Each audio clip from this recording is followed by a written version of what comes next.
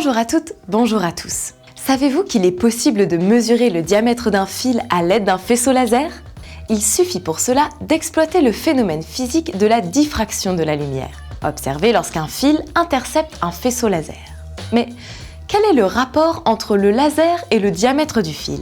C'est ce que nous allons voir ensemble dans cette vidéo. Allez, c'est parti! La diffraction est un phénomène qui se produit lorsqu'une onde rencontre une ouverture ou un obstacle de petite dimension de l'ordre de grandeur de la longueur d'onde lambda de la lumière. Au-delà de l'obstacle diffractant, ou comme ici, au-delà de l'ouverture de largeur A, l'onde se propage en s'étalant de part et d'autre de sa direction initiale. Mais quels sont les paramètres qui caractérisent ce phénomène? Une expérience réalisée au laboratoire avec un laser de longueur d'onde lambda dirigé vers un écran va nous aider à les déterminer. Si on place une fente ou un obstacle de largeur A dans le faisceau de lumière à une distance d de l'écran, alors on observe sur l'écran un étalement du faisceau montrant une tache centrale de largeur L et des taches périphériques plus petites. Cet étalement du faisceau observé sur l'écran est la manifestation du phénomène de diffraction. Il est d'autant plus grand que la largeur A est petite, et il ne dépend pas de la nature de l'obstacle. Ainsi, une fente ou un fil placé sur le trajet de la lumière permettent d'obtenir la même figure de diffraction.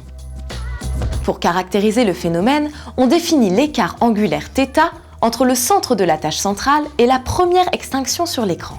θ s'exprime en fonction de la longueur d'onde lambda et de la largeur A par la relation θ égale lambda divisé par A. L'angle θ étant petit, on montre que θ égale L sur 2D.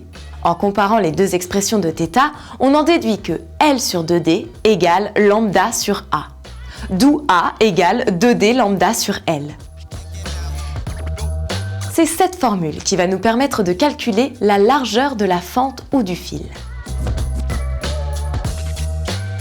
Plaçons un fil de diamètre A dans le faisceau laser de longueur d'onde lambda connu.